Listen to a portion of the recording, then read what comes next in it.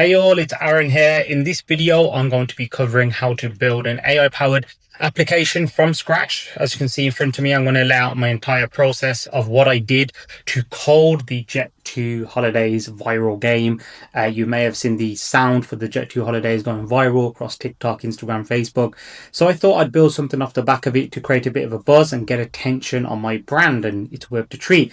So this is what we're going to do. I'm going to show you how I came up with the idea in the first place, which is sometimes the hardest part, how I refined the idea, how I then built that into a prompt, and what software I used to build the actual app and what it looks like now. So we'll go through this step by step. This is a humongous opportunity for the average person, because if you've ever had an app idea, now you can execute it within, like I said, hours and days. You can have something up and running and get a visual on it.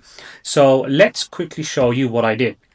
So my first point of call in most use cases is ChatGPT. So I pay for the plus version, but there's really not much of a difference for this use case. So here, this was my prompt. I want to use Lovable to vibe code a Jet2 holiday game, which rides off the back of the current social media trend. I'm following the same strategy as the Coldplay Canoodlers game, which rode off the back of the Coldplay concert A Fair Couple. So somebody went out there and created a game where it was 2D characters, and you're operating a camera to find that couple. You know the couple I'm talking about. So I want you to give me some ideas on what type of game I could vibe code. So this is essentially what that game looks like in the prototype version, and this all needed refining, but you can see here that I was able to move this, but it created me an MVP, which is a minimum viable product, and I could build on top of this.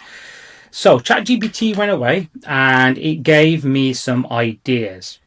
So number one was the Jet2 seat stealer, which you've spotted your ex, boss, or worst enemy on the same Jet2 flight. You have 30 seconds to swap your seat without getting caught. Drag and drop minigame, navigate past the trolley, crying baby, and stag do lads on an empty seat.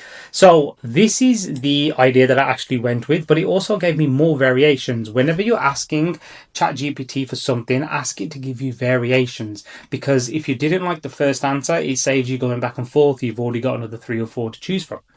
So number 2 was luggage roulette, which was your Jet2 bag ends up on a random holiday and guess where it's gone based on wild clues, Sunday socks, spicy snacks, love notes, etc. So it gave me a few different ideas for games, and I chose to go with the first one. So this was my next prompt. Create 3 game variations for choice number 1, which is this one up here. So the Jet2 seat stealer. I wanted to know what are the kind of different angles we can play with this game. So it went away and it created variation 1 seat stealer X encounter. So you don't want to sit next to your ex and you've got 30 seconds to swap your seat. The next one was middle seat madness. You're stuck in the dreaded middle seat, knees cramped, armrest walls. So you can see what the gameplay was like here and what the hook is for that particular game. And then variation 3 is avoid the X, sit with the fit one. So there's of course a good looking person and you want to sit next one, and the gameplay. So what I did was I quite liked variation number 1, which was the seat stealer X encounter. This game has to be playable. So create a lovable prompt. So this is a key bit of information for you guys. We have to build the game on a software, and luckily we now have no code tools, right? We have Cursor, we have Lovable, and I'm sure many more will come onto the market, but this is enough to get your app up and running, certainly to create a prototype in the early days. But Lovable is it's slightly different to ChatGPT in the way the prompts work, because you're building an app. It needs slightly different information to what you would give into ChatGPT. So that's why I've asked to create a lovable prompt for me, so I don't have to type one out. So it's gone away and typed all of this out. So you can see this prompt. It's giving it the vibes and visuals. It's giving it the shareability. It's giving it the target audience. What else have we given it? The gameplay overview. What kind of obstacles we need. If the timer hits 0, you bump into X, it's game over. So you can see it's coded in some stuff there, but we can add to it and we can remove as well, not a problem at all.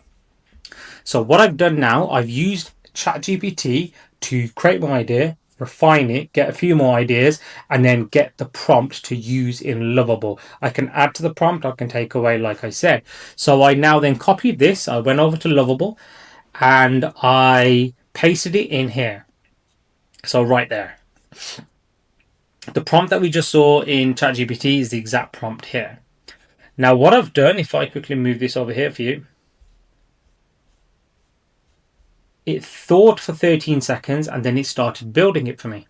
Okay, so you can see the trail of what it started doing. So now let me create some game assets and create the main game components. You can see what kind of tools have been used. So for example, pixel art and airplane cabin interior, pixel art character sprite sheet, pixel art flight attendant with drinks. So you can kind of see what's gone on here. Now it said I've created the game and it gives you an overview of what it's done. Okay. And like I said, this is what it's come up with at the end. And this took no more than 1 minute to do, 1 or 2 minutes to do. I've got an app that I have essentially programmed, I've built, and it's this in front of us. Now you might notice there's certain things that are out. For example, X encounter, X counter, whatever that means. Seat steal is correct. So there's a few things on here that aren't quite correct, but that's why we need to come in and manually fix these things. But as a start, imagine giving a software a prompt and it builds something like this for you. That is insane. So even all this was automatically done. So I can board the flight. Now, this is what took the tinkering. I didn't like this interface, so I had to refine it to make it much more usable, much more friendly. As you can see, I'd rather have these without the white stuff. I'd rather have the cabin a bit more viewable without the roles kind of structured like this. I'd rather have this flight attendant walking around without that kind of grey, white box as well. A few things I would like to change to make it playable, but you can see, look, I'm going up. I'm going right. I'm trying to avoid everything here. I'm trying to avoid the flight attendant. And I want to go land into one of these seats. That would be ideal. So you can kind of get the gist of the game. So seat secured. You escape the awkward flight in 24 seconds. Time to relax in peace. So you've even got a shareability aspect there where we can maybe put it onto our socials or Facebook or Instagram. But for you as the app builder, this is enough to get you started.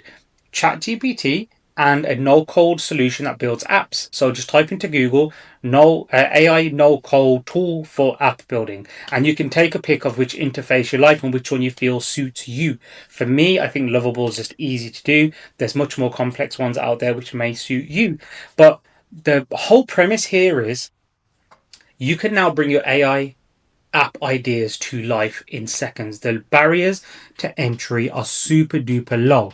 It's never been easier. So I know friends that have now built prototype apps using Lovable. So they've built the outline of it, what it's going to look like, and they've pitched that to investors.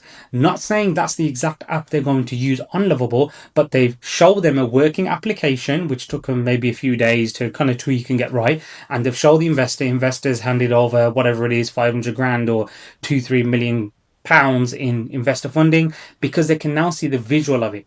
A lot of times investors rely on like slide decks and you can't really feel the application. You can't get a feel of it and the dynamic of it, but now you can. So there's so many different use cases for this. You can program mini games, you can program your own CRMs, you can build websites through Lovable.